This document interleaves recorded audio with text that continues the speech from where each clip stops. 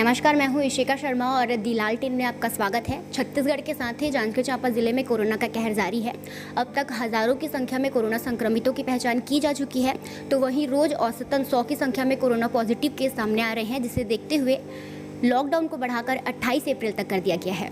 इस बार का लॉकडाउन किस प्रकार से महत्वपूर्ण है, यह बताने के लिए हमारे बीच हैं कलेक्टर यशवंत कुमार जी। सर, चुनौती काफ़ी बड़ी है। जिस प्रकार से कोरोना के पेशेंट बढ़ते जा रहे हैं, ऐसे में इस बार का जो लॉकडाउन है वो किस प्रकार से महत्वपूर्ण है?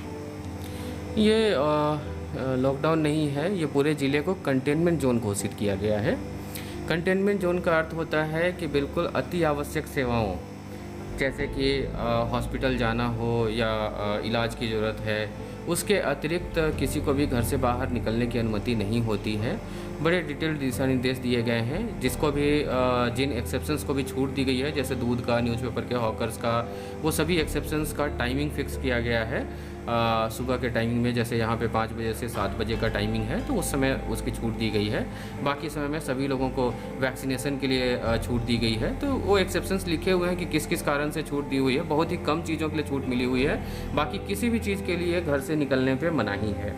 ये कंटेनमेंट जोन इसलिए करना पड़ा क्योंकि ज़िले में केसेज जो है बहुत तेज़ी से बढ़ने लग गए थे। जब करीब 500 केसेज यहाँ पर डेली आने लग गए थे, तब ये कंटेनमेंट जोन की घोषणा की गई थी। और चूँकि यदि आप एक बार इन्फेक्टेड हो जाते हैं तो वो 5-7 दिन तक के बाद लक्षण आते हैं, तो इसी कारण से देखेंगे अभी तक केसेज बढ़ ही रहे हैं। और यदि कंटेनमेंट जोन के बाद भी कोई जैसे विवाह समारोह में लिमिट पहले 20 लोगों का लिमिट था, अब हमने उस लिमिट को भी घटा करके 10 लोगों का कर दिया है। तो यदि लिमिट से अधिक, ये लिमिट भी इसलिए बनाना पड़ा क्योंकि यदि सभी लोग, आपने देखा भी होगा कि कई शादियों में बहुत सारे लोग जमा हुए या 10 गात्र में बहुत सारे जो लोग जमा हुए, तो वो सभी के सभी पॉजिटिव हो गए, इन्फेक्टेड हो गए। इसीलिए मेरी विनम्र अपील है कि शासन के जो दिशा निर्देश हैं उनका बिल्कुल पालन करें, अन्यथा आप इन्फेक्टेड होंगे, आपके परिवारजन इससे प्रभावित हो सकते हैं। और इस बार जो है मृत्यु दर भी थोड़ी ज़्यादा है, इसलिए ये थोड़ा खतरनाक है। हमको सावधान रहने की बहुत आवश्यकता है।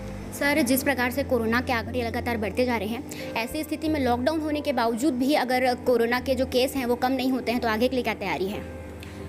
जैसा मैंने बताया कि जिस दिन कंटेनमेंट जोन बनाया गया उसी दिन सभी लोग मतलब दिखने लगेंगे, ऐसा नहीं है। उस दिन तक यदि आप किसी से मिल लिए हैं तो वो 5-7 दिन बाद उसके लक्षण आते हैं। पहली बात तो ये है, तो 5-7 दिन तक तो वैसे भी बढ़ते रहेंगे आंकड़े आपके। दूसरी बात कि यदि सभी लोग निर्देश का पालन करेंगे तो आंकड़े नहीं बढ़ेंगे, लेकिन यदि निर्देशों का सख्ती से पालन नहीं किया जाएगा तो नो डाउट फिर भी अफेक्टेड होते रहेंगे। ठीक है, जैसे शादी के लिए छूट दी हुई है, अब शादी की छूट में 100 लोग पहुंच जाएंगे, निर्देशों का पालन नहीं करेंगे तो वो अफेक्टेड हो सकते हैं। पर यदि इसी तरीके से यदि पॉजिटिव रेट बढ़ता रहेगा तो आगे भी कंटेनमेंट जोन की अवधि बढ़ाने पे विचार करना पड़ेगा। सर, तो ये कंटेनमेंट जोन किस प्रकार से लोगों के लिए सख्त व प्रभावी है? ये कंटेनमेंट जोन बहुत प्रभावी है क्योंकि आप देख रहे हैं कि बहुत सारे लोग, मैक्सिमम लोग, इनफैक्ट कुछ ही लोग हैं जो इस तरीके से उल्लंघन कर रहे हैं, तो उन पे लगातार कार्रवाई भी हो रही है, लगातार उन पे FIR किया जा रहा है, उन पर फाइन भी किया जा रहा है। नहीं तो मैक्सिमम लोग जो है बहुत सावधानी बरत रहे हैं, लोग अपने घरों में हैं, तो ऑफकोर्स वो इन्फेक्टेड नहीं हो रहे हैं। आप ऐसे सोचिए कि यदि इन्फेक्शन रेट अगर वो मिलते जुलते रहते तो आज हो सकता है कि 900 नहीं बल्कि 2000 भी हो सकता था। तो 2000 ना होकर के 900 है, तो ये काफ़ी कंट्रोल्ड है। ये कंट्रोल्ड होने का रीज़न है कि कंटेनमेंट जोन बना हुआ है, लोग जो है सावधानियां बरत रहे हैं, जिसके कारण इतने कम पॉजिटिव हैं। जी सर, प्रवासी मजदूरों की वापसी हो रही है, उनके लिए किस प्रकार की सुविधा है? प्रवासी मजदूर जितने भी वापस आ रहे हैं, वैसे अभी बहुत ज़्यादा नहीं आ रहे हैं। जैसे पिछले साल जिस तरीके से आए थे उस गति से नहीं आ रहे हैं। जैसे कल भी 220-30 लोग बस आए हैं ट्रेन से वापस। तो वो सभी लोगों को हमने ट्रेन पे स्टेशन पे टीम लगाई हुई है, सभी जगह पे 24/7 टीम लगी हुई है। जब भी ट्रेन आती है, जितने भी प्रवासी लोग आते हैं, सभी को चेक किया जाता है वहीं पर।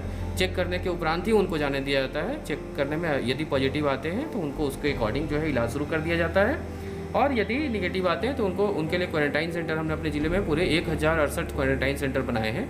तो उन क्वारंटाइन सेंटर्स में उनको रख करके उसके 1 सप्ताह बाद जो है उनको गाँव जाने दिया जाता है। सर, कोरोना की चेन को तोड़ने के लिए इस बार लॉकडाउन किया गया है, तो लोगों को किस प्रकार से प्रशासन का सहयोग करना चाहिए जिससे कोरोना की चेन को तोड़ने में मदद मिल सके? मेरा विनम्र अपील है कि सभी लोग शासन के निर्देशों का पालन करें, सोशल डिस्टेंसिंग का फॉलो करें। जब तक बहुत ज़रूरत ना हो घर से कृपया ना निकलें।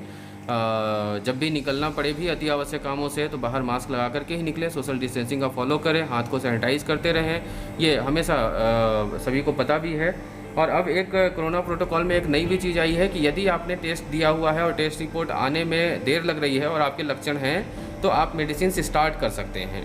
तो ये गांव-गांव में इसके लिए मेडिसिन भी दिए जा रहे हैं, विटामिन को भी दिए जा रहे हैं ताकि जो है वो मेडिसिन स्टार्ट भी कर सकें, हर एक गांव-गांव में भी स्टार्ट कर सकें। सर कई लोग अभी भी कोविड को हल्के में ले रहे हैं और लोगों में जागरूकता की कमी देखी जा रही है, खासकर ऐसे लोगों को क्या संदेश देना चाहेंगे? मैंने संदेश दे दिया, आप पत्रकार बंधु भी इसको फैलाएं, उनको बताएं कि ये जागरूकता कितनी आवश्यक है। Thank you sir. तो आपने देखा कि जिले के कलेक्टर जिलेवासियों के स्वास्थ्य को लेकर कितने चिंतित हैं और वे कोरोना महामारी को लेकर किस प्रकार से निपटने को तैयार हैं। उनका कहना है कि पिछले बार की अपेक्षा प्रवासी मजदूर कम आ रहे हैं, जिससे कोरोना संक्रमण फैलने का खतरा थोड़ा कम है। और जैसे ही प्रवासी मजदूर आ रहे हैं उनका तुरंत जांच स्टेशन पर ही किया जा रहा है। जिनकी रिपोर्ट पॉजिटिव आ रही है उनको तत्काल जांच के लिए भेजा जा रहा है और जिनकी रिपोर्ट नेगेटिव आ रही है उनको क्वारंटीन करने के लिए कहा जा रहा है। अगर आप हमें YouTube पर देख रहे हैं तो हमारे चैनल को सब्सक्राइब करिएगा। अगर आप हमें Facebook पर देख रहे हैं तो हमारे पेज को फॉलो करिएगा। हम इंस्टा और ट्विटर जैसे सोशल मीडिया प्लेटफॉर्म पर भी अवेलेबल हैं, तो आप हमें वहां पर भी फॉलो कर सकते हैं। हमारी दिलाल टेन की पूरी टीम की ओर से आप सभी को हम यही अपील करना चाहते हैं कि आप कोरोना के सारे जो गाइडलाइंस हैं उनका पालन कीजिए, मास्क लगाइए, सैनिटाइजर का यूज़ करिए, सोशल डिस्टेंसिंग का पालन करिए और स्वस्थ रहिए। मिलेंगे किसी नए मुद्दे को लेकर, तब तक के लिए फिलहाल मुझे दीजिए इजाज़त। वीडियो देखने के लिए आप सभी का बहुत बहुत शुक्रिया। नमस्कार।